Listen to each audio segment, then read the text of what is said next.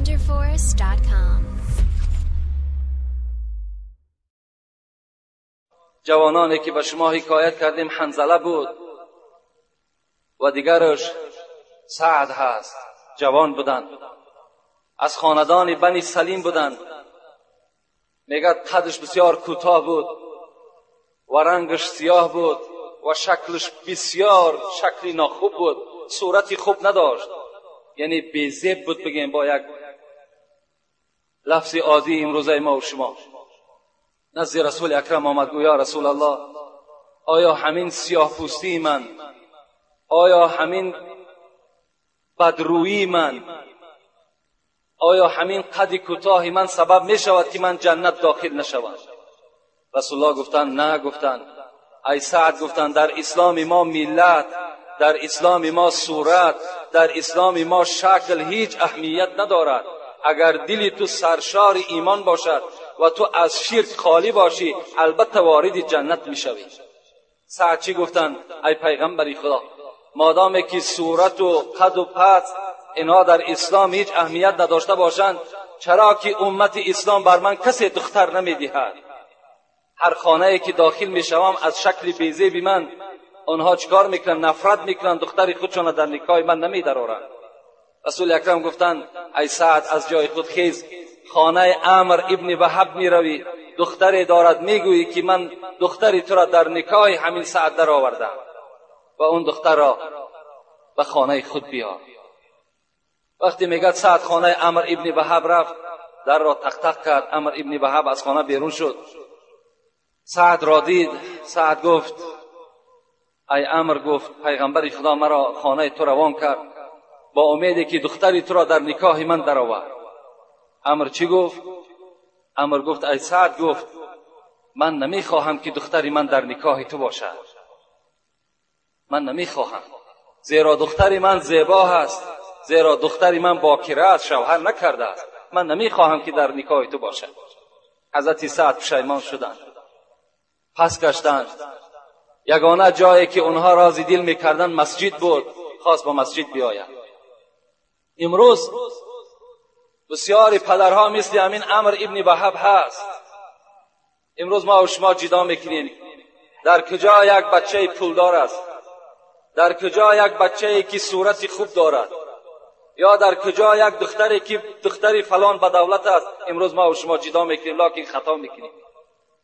لکن ما و شما خطا میکنیم. به دولت مناز، به مهنت ملال، که این هر دو را زود از زوال. همین از رسم سرای دروشت، گه پشتی زین و گه زین به پوشت. این دولت داری و این زیب و صورت همه این موقتی است، اینا ابدی نیستند. رسول اکرم چی میگوید؟ این امرأة تنکح لدینها و مالها و جمالها فعلیک بذات دین تربت یداک. ای امت من میدانم که شما زن را از سه چیز اختیار میکنید. یکی جمالش نگاه میکنید، یکی مالداریش نگاه میکنید، یکی دینداریش نگاه میکنید. لکن بر شما میگم جمال و پول او اهمیت ندارد. فعلیک بذات دین، دیندارش جدا کنید، دست شما بالا میشود. شما دیندارش بگیرید. مالدارش به خودش ناز دارد، صورتدارش به خودش ناز دارد.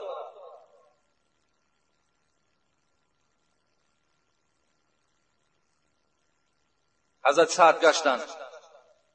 دختر که دختری مسلمان بود، دختر که در اطاعت خدا و پیغمبر بود، به اجازت پدر میگه دروازه را گشادند. گفتند ای سعد نزد من بیا. گفتند آیا پیغمبر خدا گفت مرا اختیار تو داد؟ گفت بله. گفت الحال نکاح کرد، تو را در اختیار من درآورد. گفت جان من فدای پیغمبر باد، اگرچه پدری من راضی نیست، اگرچه مادری من راضی نیست، خدای من محمد راضی باشد برای من کفایت میکند. حضرت سعد خرسند شدند و این دختر به سوی پدر گشت. پدر گفت پیش از آن که یگان آیت وعید در حق تو نیاید، زیرا که تو سخن پیغمبر را رد کردی، رفته از پیغمبر طلب استغفار کن. پدر میگه دوان به نزد رسول اکرم آمد. در زمانی آمد که سعد حال واقعه را بر این پیغمبر خدا علیه گفتگی بود. رسول الله به مجرد دید امر را گفت ای امر، گفت سخن مرا گفت پایمال کردی، سخن مرا گفت قبول نکردی. گفت بله پیغمبر خدا، لکن پشیمان شدم. از خدا گفت طلب مغفرت کن، دیگر باره این عمل از من تکرار نمی شود.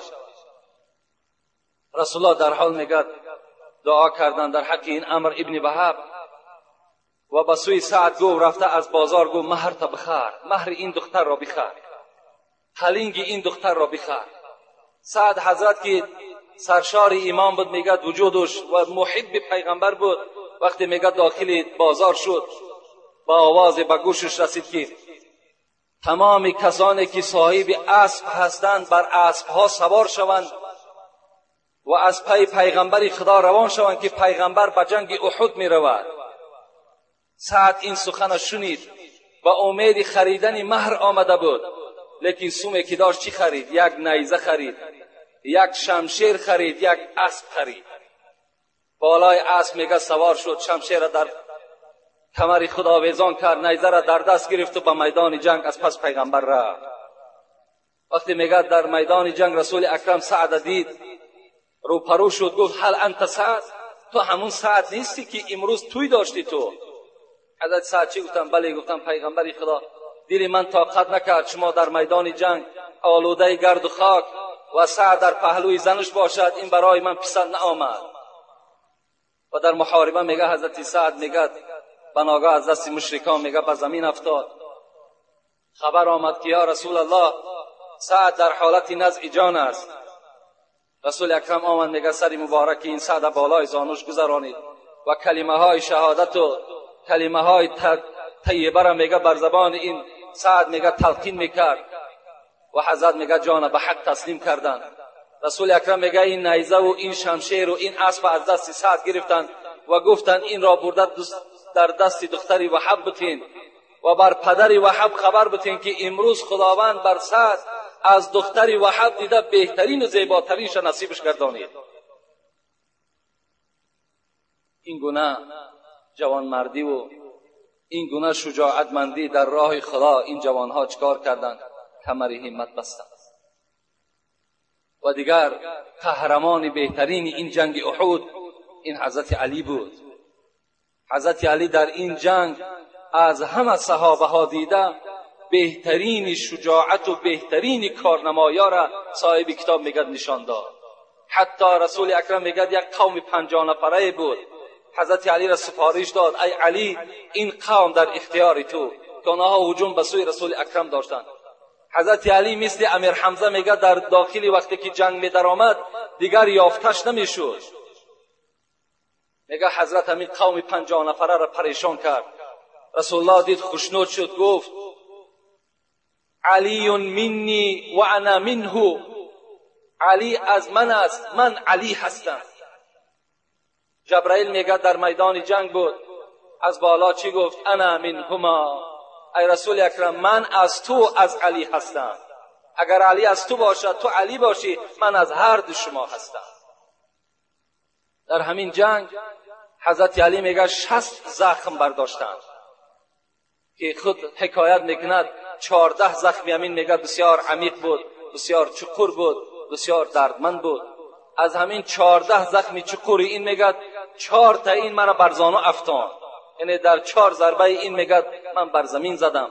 لکن میگه بعد آخر جنگ حضرت علی چی گفتن؟ رسول اکرم 4 باری که من بر زمین زدم، در همین 4 باری بر زمین زدگی میگه کسی از زیر همین کشی من میبرداشت. من نگاه کردم یک جوانی خیلی زیبا بود و بسیار بوی خوش داشت. این کی بود؟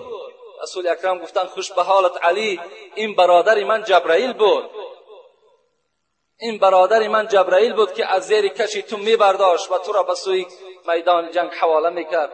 تو یگانه سپر من در روز جنگ بودی.